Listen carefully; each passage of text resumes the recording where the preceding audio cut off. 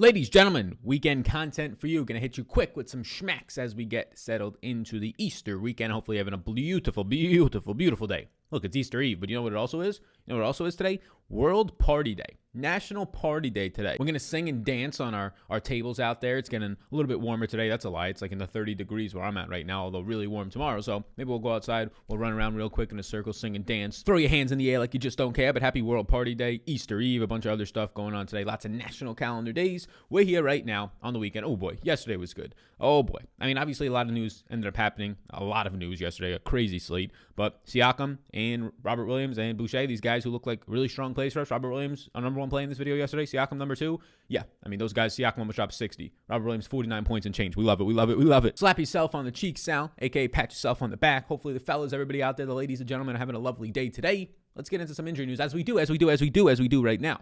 Yo, take 2 seconds of your time. Like and subscribe to this video, right, and this channel right here, really, and hit the notification bell. I'm not planning on going live later today. We've been going live for like 20 straight days and doing videos for like 20 straight days for the NBA or somewhere around there. So I'm going to be taking probably like 75% chance not doing a live stream later. If we do, it'll be right around 5 p.m. East Coast time. Injury news today. There's a lot of them. The Cleveland Bigs, Nance and Jared Allen are out. Embiid is expected to play today, and now he's questionable, so we'll see what ends up happening there. Bradley Beal, also questionable. Lonnie Walker, out. Sabonis left early yesterday. He's going to be questionable today. I mean, he honestly might lean towards not playing. I've not done projections yet today. I'm going to be currently doing the top 12 as if he is in and as if most of these players are in, like Beal, like Embiid, like Sabonis, like Brogdon, who was scratched yesterday for hip soreness. I'm projecting him in. Rubio, I'm actually projecting out because it was a back injury that popped up on Friday, like last second. So back injuries usually take more than a day to heal and they can stiffen pretty quickly. So something that can potentially hold him out. For the Magic, Kem Birch and Terrence Ross and Michael Carter-Williams are all questionable. And then you have Hassan Whiteside questionable, has missed the last couple of games. And Killian Hayes.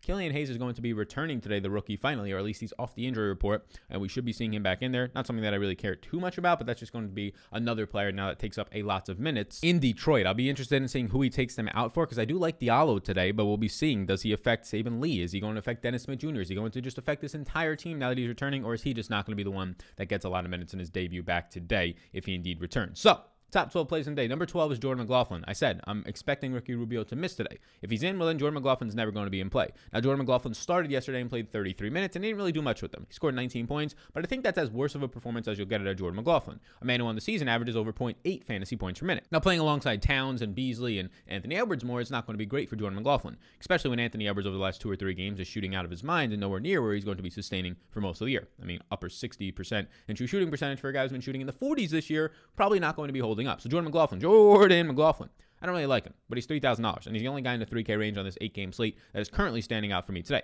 Hopefully we get more news as we go on throughout the day. The number 11 play on the slate today is Mr. Dean Wade, and now with these power forwards out yet again. Now, in that last game, we actually did see Kevin Love play 20 minutes. I thought he would only play 15. He ends up playing 20 minutes in that game. You end up seeing Isaiah Hardenstein come off the bench and still play fine. Like, Hardenstein got 26 minutes off the bench, basically got the rest of the center minutes, but Dean Wade picked up a lot of power forward minutes, and he got big minutes, right? This is now a couple games in a row. He's had 30 minutes or more in 3 straight games, and big minutes in back-to-back games, 34 minutes and 38 minutes with Jared Allen and Larry Nance out. Well, they're out yet again. Even with Taurean Prince back in that last game, you still see Dean Wade playing 38 minutes in the game where they do lose by 20. Now, you might be saying, Sal, both of those games were blowouts for Dean Wade. Yes, that is indeed the case, but if you want to look over here on Popcorn Machine, a website that tracks game flows, you can see that on Popcorn Machine over here, Dean Wade ends up starts. He plays in the first quarter 8 minutes. He plays in the second quarter 10 minutes. So he didn't get no blowout run. He started this game and he played over 20 and a half first half minutes. Now, maybe in the second half, he doesn't end up closing out the game, although I would argue that he would based on the fact that he started, and he ends up playing 37 and a half minutes in this game.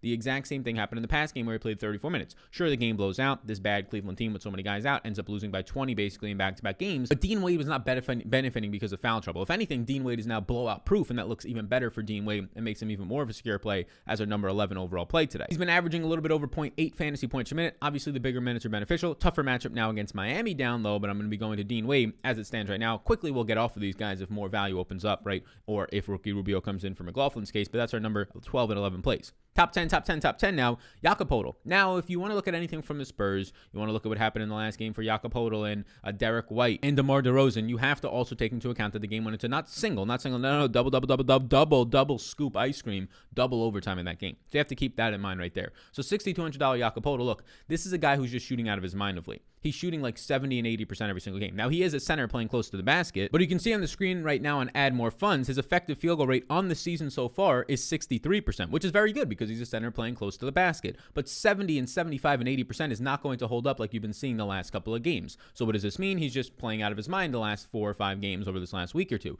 Now, why is he on this screen right now? Because there's just no really other options on this slate. There's not much value on the slate right now. Of course, a lot of it starts to come out if Brogdon and if Sabonis misses, and if Embiid misses again, maybe there's some more value in Philadelphia, right? All those types of spots. Like if Sabonis was to miss today after leaving early yesterday, pretty decent chance, and maybe I end up projecting it that way. A guy like Miles Turner in the same exact price range as Jakob looks like a far better play. We just have to get that news first for me to officially say that. But just know that if Sabonis is out, I'd rather have Miles Turner by far right now than Jakob.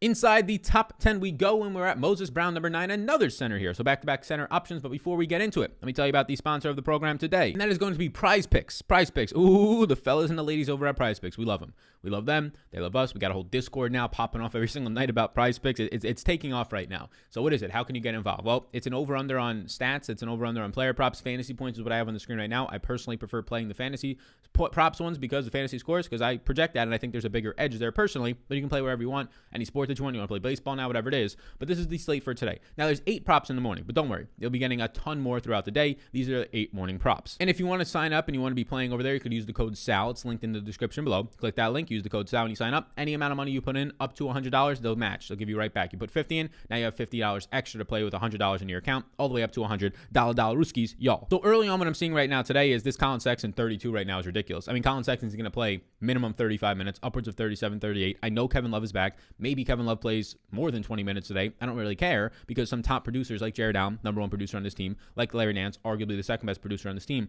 are now out. And Colin Sexton last time on the slate with the same situation was 34 fantasy points, right? And now he's down to 32 because of what, one bad game? Last time out, Colin Sexton ended up going out there and from a Prize Pick standpoint scored 37 points. So 5 points over this right here. I'm going to be projecting him out for about 5 to 7 points over this. So Colin Sexton on the over early on looks really good today. If we had to pair that with something currently, I do like the over 47 on Karl Anthony Towns. And the nice thing about Prize Picks is blocks are going to count as an extra point. So this over on Karl Anthony Towns, if you're thinking about it from a DraftKings perspective, this really from like DraftKings would be having Karl Anthony Towns around like a 44, 45 over under. So from a 47 now on Prize Picks with the blocks upside, he's going to project out for me for around 50 or 51. Yes, if Embiid comes back, it's nowhere near as good. So maybe you run the risk there, getting this one in a little bit earlier. But that's where I would lean right now. And if Embiid indeed does come back, then Ben Simmons 42 over under does look a little bit worse. So Colin Sexton over 32 early on in the day, pairing that with Karl Anthony Towns 47. You can choose the way that you want to be playing this over to the right side of the screen. You want to power play it, meaning a parlay, or you want to just go to flex play, meaning 1. So you can check it out down below in the description. The proud sponsor of the program today, that is Prize Picks. Thank you for sponsoring the program. Prize Picks, use that code SAL, S-A-L, lets them know what you came from me to take advantage of that deposit bonus. Again, code SAL, S-A-L, to let them know what you came from me. The number 9 play in the slate is Moses Brown. Look, yesterday people were asking me, Sal, do you like Moses Brown? And it's the same thing for me every single time. He projects out in like the mid-30s. He looks okay. Now his price point's up again. The reason I didn't like him as much yesterday is because you had so many other guys. We liked Robert Williams more. We liked Chris Boucher more. We liked Karl Anthony Towns more. And for the most part, these guys paid off. Now, Chris Boucher only played like a half of basketball because his team beat the other team by, it was 50-something points at one point in the third quarter. They were up by Toronto yesterday, just absolutely destroying. And now you end up getting Moses Brown on this slate where it's not as much high upside players, and he's just going to grade out as a nice option. Yusuf Nurkic and you have Enes Kanter, a fine matchup for him. You're getting the guy to average 1.15 fantasy points per minute so far this season. You could basically project him for 30 minutes. He's played now 30 or more minutes in 5 straight games. That's around the time that Al Horford said, I'm not playing anymore. You had a game in there where Moses Brown just shot 105. That's not going to happen. Now, once he starts to get these 10 shot attempts, like he's had 9 or more shot attempts in 3 out of his last 4 games, and in those games, he scored 43, 50, and 38.5 fantasy points. So when he gets this, right, he's a center playing close to the basket. He's going to shoot 60%. Well, if he's shooting 60% on 5 shot attempts, he's only having you 4 points right there. If he can actually get you to the point where he's shooting 10 times, having now 12 real life points, and then he gets to the free throw line, of course, a decent amount of time, 8 or more attempts in his last 4 games, each of those. This is where you start to get those 20 and 10 games, right? Those double-double upside games like you've seen out of him the last 3 times that he's gone off. So we like what we're seeing out of Moses Brown. The price point is indeed coming up, but I do think it's fair. We just need to see that shot volume out of him. Give us 10 or more shot attempts and not 5 or 4 shot attempts, and we're going to be feeling pretty good. That's literally the difference between his 40-point performances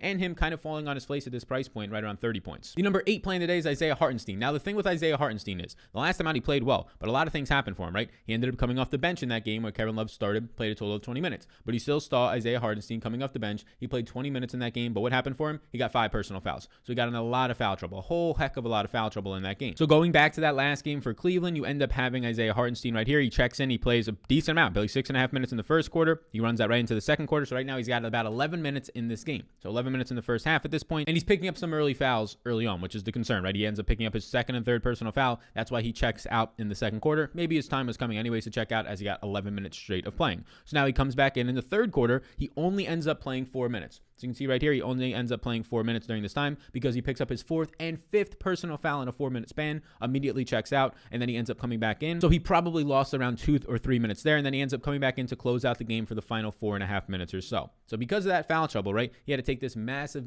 break. He only ended up playing before that final time, like 4 minutes in the whole second half until the couple of last minutes of the game.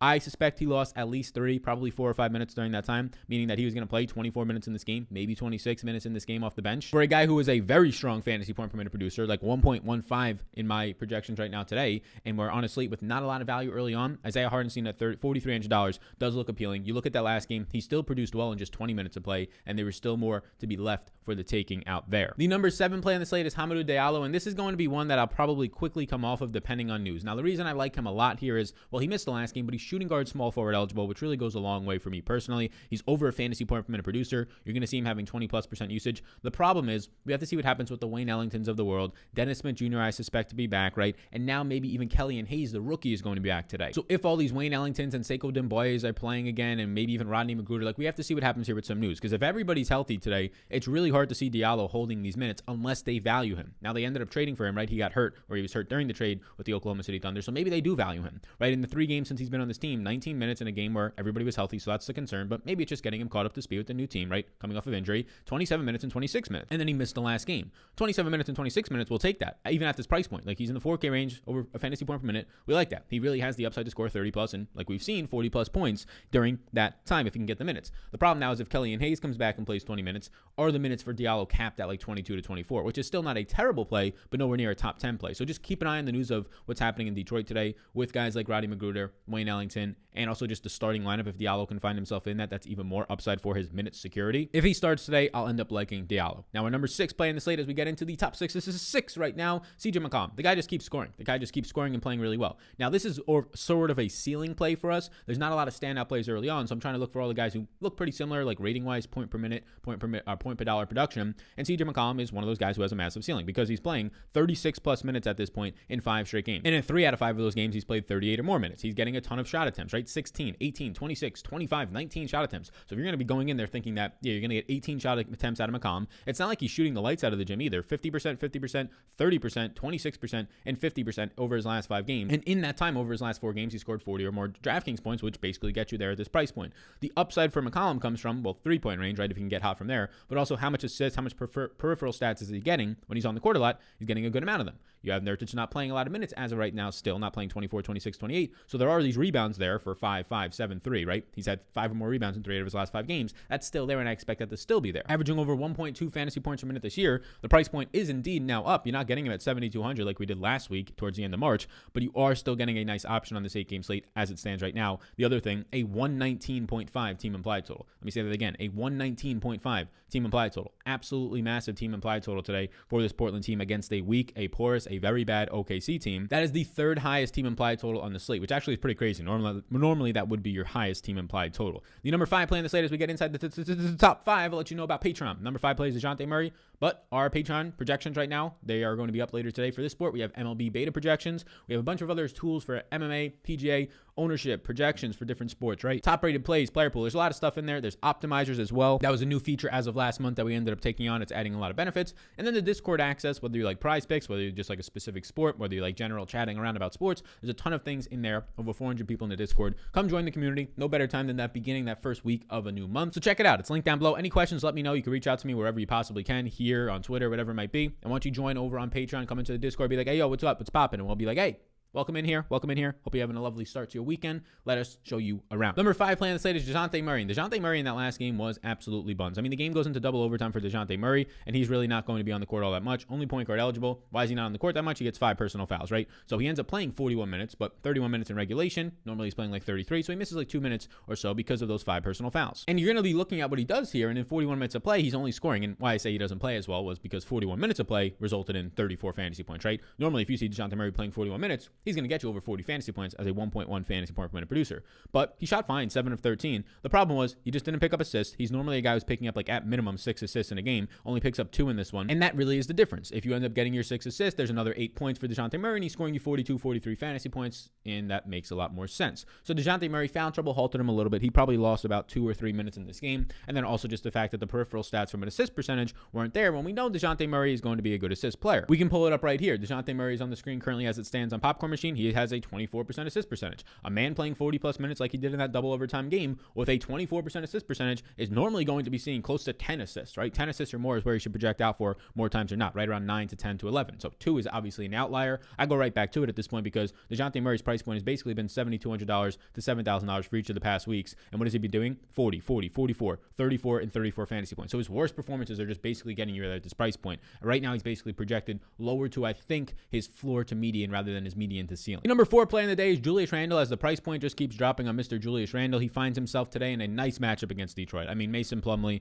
and Jeremy Grant are not really going to be scaring you. Isaiah Stewart not going to be scaring you. You're still getting the power forward eligibility out of him, which is fantastic. When the price point drops, it makes him easier to get into our lineups, and we don't have to put him at the center position. We can play a Miles Turner today if Sabonis is out. That's nice. We can play a cheaper option like a Jakob Poeltl if we want to, and still get the center upside, right? I know Randle plays power forward on his team next to Noel, but he's getting a lot of center run during those minutes. They play positionless basketball. So for the 1.26 fantasy point per minute producer on the season, not the greatest of team totals, 105.25, but that's just the New York Knicks for you, right? Slower paced team, play a lot of good defense. He's just still getting the minutes. So I'm kind of surprised that we're seeing him go from a $10,200 player literally 4 games ago to now almost $800 cheaper. But during that time, he scored 50 fantasy points, 44. I get it. He's not consistently putting up the big performances lately, but that's because he's shooting 25%, 5 of 20 the last time out in 37 minutes. That's not going to hold up for a guy who on the season is shooting over 50% effective field goal rate. And then if you look back a little bit more, right, he shot 55%. That's good. But then he shot 41%, 31%, right? These are just outlier performances over the last week, which are reducing his price point, giving us a lot of upside for a guy who has real 50 to 60 point upside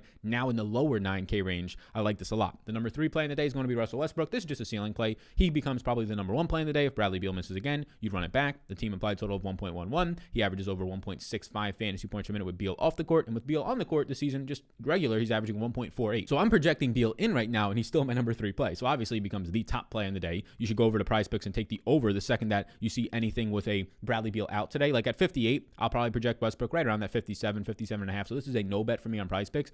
But the second Beal comes out, you might have like a minute or two to scoop over here quickly, take the over on this, because then Westbrook's going to project out for me for like 50, 65 or 66 fantasy points today. So he's looking good from all accounts. Of course, it's Russell Westbrook. It only gets better for him today as the day goes on. The number 2 play in the day, Giannis Antetokounmpo. People were telling me, Sal, how much does Mr. Jrue Holiday, who had another nice game himself, how much does he actually affect Giannis? And we showed you in the last video out here, right? We showed you that Giannis averages like 1.64 fantasy points per minute on the season, and then when Jrue Holiday's off the court, it's 1.75. So it's a big difference. That 0.11 doesn't seem like a lot, but in 30 plus minutes of play, it's making Giannis's season projection go from an average of 57, 56 fantasy points with Jrue Holiday on the court to now being at like the 62 range is just his average, which makes obviously his ceiling in the 70s get there a little bit more often. So you saw yesterday Giannis ended up going off for 70 plus points, and Jrue Holiday went off. So Middleton's been this guy lately who's been struggling with this. How is Jrue Holiday doing it? Well, he's picking up like 3 steals a game. He's a good steals player, but 3 steals and 2 blocks a game over the last couple of games, getting 10 fantasy points from your stocks alone, probably not going to hold up, right? Shooting 24 times and making a ton of them, probably not going to hold up. Jrue Holiday is a good player, but with Giannis and Middleton on your team, I don't think Jrue Holiday sustains this around $8,000 price point type of a player. I know he just scored 50 plus points and 40 plus points, and people today are going to be saying, Sal, do you want to go to Jrue Holiday? No, this is just how it works, right? I don't play the guys who are hot. Maybe I miss out on them for 1 or 2 games, but then they're going to fall right back on their face, and for 1 or 2 games, you're going to be losing all your money. Donovan Mitchell, this happened to, right? Donovan Mitchell scoring 50 points every game. It's happening right now with De'Aaron Fox. Wow, can you believe De'Aaron Fox is $8,900? He's dropped $600 in 2 or 3 games. Yes, I can believe that because he's an $8,500 player that got hot for a week and had 4 or 5 really big games and shot really well and got really big minutes because 1 or 2 players were out, right? Tyrese Halliburton was dealing with injury in a couple of those games. And then he started to get priced in the 9K range as if he was just now all of a sudden like LeBron James. And that's just not going to happen. I'm not going to project him as a 1.5 fantasy point per minute producer. So same thing happens for Jrue Holiday. Great player, great 2-way player. You're still going to get steals and stuff. You're just not going to get this high shot volume when Middleton comes out of a slump, right? And when Giannis continues to play like he did yesterday. So Giannis big game yesterday. Really, yesterday doesn't have to do anything with it. It's just to tell people like, yes, Giannis can still score over 60 points, even though he went 4 straight games not scoring 50 since Jrue Holiday had returned. So Giannis, I prefer to Russell Westbrook. Unless Beal is out, then give me Russell Westbrook. The number 1 play in the day today is a man that we already took the over on. We already took the over on him over on Prize Picks. Go get it. Over 32. I'm big on Colin Sexton today. Kevin Love's not going to be changing much of that, right? They just don't have bodies. Like, he's playing 38 minutes in that last game with Dean Wade. He's playing massive minutes with just random guys. And Colin Sexton, as long as the game stays close, not a good team implied total by any means. Game against Miami today, as long as the game stays somewhat close, and him as a shooting guard eligible player, another bump up for us in the Salvetry rankings. You're going to be putting a point guard dominant player who now you can roster as a shooting guard, a weak position. And last game he lost out because of blowout run, 33 minutes. The game before that, they end up losing by 40 points to Utah. So he loses like 4 minutes in that game. But when they're not getting blown out, even when they get blown out, he plays 33, 34 minutes. And he can still score you 35 fantasy points like he did last time out and get you there at this price point. When they're not getting blown out, 39 fantasy points or 39 minutes, 37, 38, 40 is well in the range of outcomes. So you have a very sturdy floor here for Colin Sexton, who averages over a fantasy point per minute with Nance and Jared Allen and all these guys off the court this season. I'm going to give him like 36 minutes today. I'm going to project him out for like 1.05 fantasy points a minute, and he's going to project for me for like 37 fantasy points today. And at this $7,200 price point, that has a lot of upside as a shooting guard eligible player. That obviously has a lot of upside as a prize picks over, which right now as we close this thing up, go ahead and get it. Use the code SALTS, link down below, the prize picks over on Colin Sexton early in the day. I would suspect that this goes up to like 34 later today, so you want to make sure you can hop on it now. You can do that, link down below in the description. Check it out, make that deposit, use the code, get some extra free $rooskies for you on the weekend. But that's where we're at right now. Like, subscribe, do all those things before you go. I'm not certain if I'll be live later today. Might take the day off and just chill out, relax, max all cool with myself, my girlfriend, national party day. Have some partying, do what we gonna do. Hopefully you're having a lovely day to you, lovely start to your weekend. Before you go, check out Patreon, link down below in the description. Patreon will assist you in having a better chance, a more efficient chance of building lineups with the optimizer, a better chance at winning, right? We can't guarantee winnings over here, but we're going to be giving you the tools that will definitely help you get there more often. Just look at the Discord and all the people that are binking, whether it's on Prize Picks or having some nice success on SuperDraft and DraftKings this NBA season and other sports as well. So check it out, link down below. Happy to assist with any questions that you have and happy to have you in that community. You win any $rooskies. Here's a little nudge, right? Beginning of the month, if you won any $rooskies from this content, you have the means, right? You don't have to put that towards any types of loans or any types of personal stuff. Definitely put it there first. No doubt about it. 100% do not spend money on my services if you have other pressing issues going on in your life, of course. But if you have the means and you got a little nudge and you want to try out these other tools, maybe see where you can take your game to, check it out. Link down below. Thank you everybody for tuning in. Have a great start to your weekend. Happy Saturday out there in the streets. I'll see you all in the next one.